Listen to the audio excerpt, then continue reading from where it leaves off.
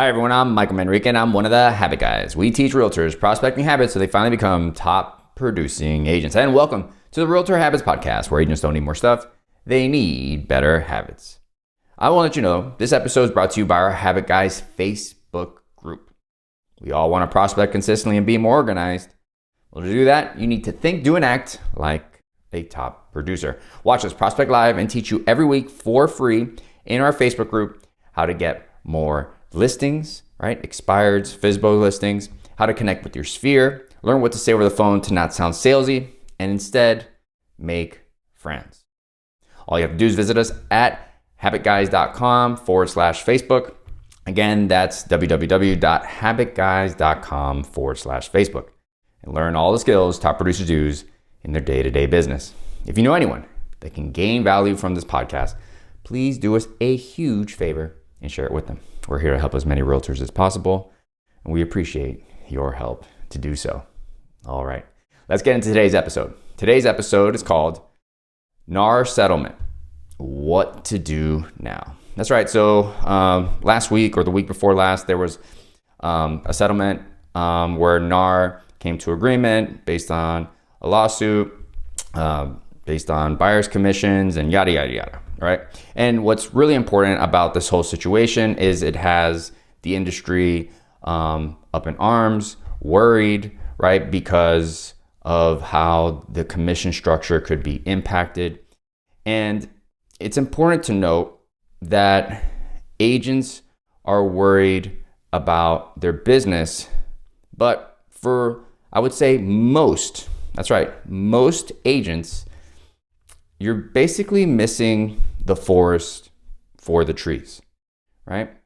And this is an idiom, missing the forest from the trees. That means that the agent is focused on the details of a situation and they can't see the larger picture. And that larger picture is focusing on what you can control, right? One of the things that's really important to understand with this, the impact of this settlement, is that, commissions were always negotiable. So not much is changing. Maybe the procedure certainly is going to change, of course. But at the end of the day, for us to be at the negotiating table, right, to have buyer and listing consultations, the biggest thing that we're missing sight of here is, what are you doing to have more of those negotiations? What are you doing to have more buyers consultations and seller or listing consultations, right? And that is what we're missing here, because at the end of the day, this settlement doesn't impact what you should be doing and what you know you should be doing. Because before you have an opportunity to sit at the table with a potential buyer and seller, what is required is a connection. And the way that we connect primarily is through making calls and meeting people face to face. That's how we connect with them. And I know for a lot of us, we think that this settlement is going to impact our business drastically. But there's been other shocks to the real estate business throughout history, right? Like when social media came on the scene, right? And people thought, oh, well, whoever has the most money to spend on ads is going to be the one that's going to be successful. Or when Zillow entered the market, right? And realtors were concerned about Zillow, like taking business away from agents. Or when flat free brokers came into the business, right? And where people were worried about, that they're going to undercut commissions, and on and on and on. There's been all these systemic changes, that have caused realtors to feel insecure with the business, with their business specifically. But the truth is that there are tens, if not hundreds, if not thousands of transactions occurring all around you, depending on your market, maybe even more. And at the end of the day, this business, the real estate agent business, is a relationship business. Never forget that. Always. You got to remember that for most Americans, buying and selling a property is the largest transaction they will make in their life. And they do it on average, less than a handful of times. And because it's happening so rarely and it's such an important decision, Americans, year after year, choose to work with realtors to help them through that process. People that they trust. And this is the biggest thing. The NAR settlement has no impact for the vast majority of you, for the vast majority of realtors. It does not change what is going to cause you to be successful or to fail. Because if you look in the mirror and are honest with yourself, you probably know you could be doing more. You probably know you can be connecting with more prospects. And you have all the opportunities to do so, yet you don't do it. And this comes back to the core issue.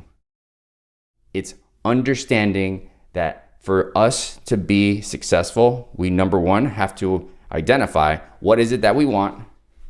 And number two, identify what we need to do to get there. So everyone wants to be a top producing agent. They want to close deals. And how are we going to get there? It's by making calls. It's by meeting people, right? Connecting. So now that we understand that that's the primary action that we should be doing the majority of the time, and then what we want to understand is a system that's going to be the most cost effective and the most efficient way to do so.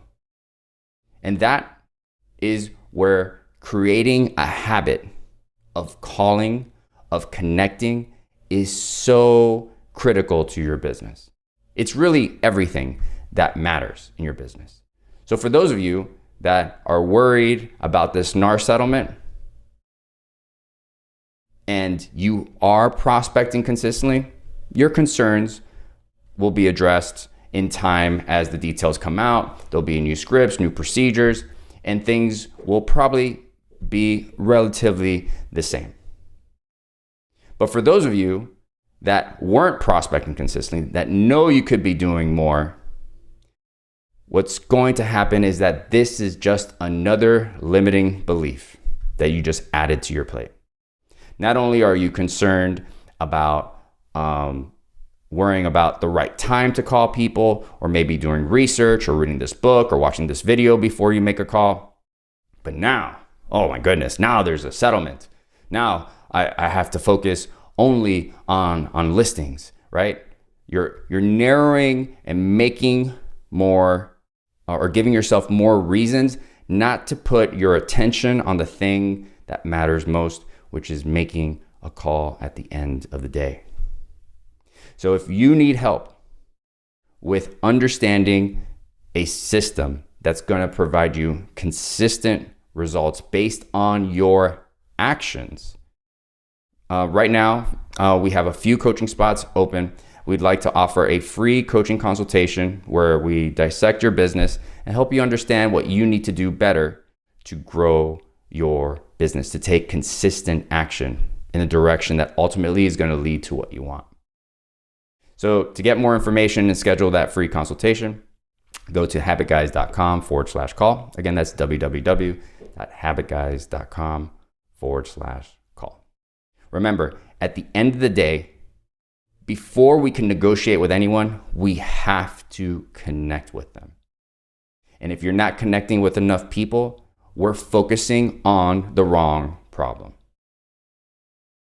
So let's make sure that our attention is working towards a direction, towards an action that gets us to connect with people, to put us at the table with them, to then help them close deals, or to help you close deals. All right, there you have it. In closing, here is the missing piece to your business.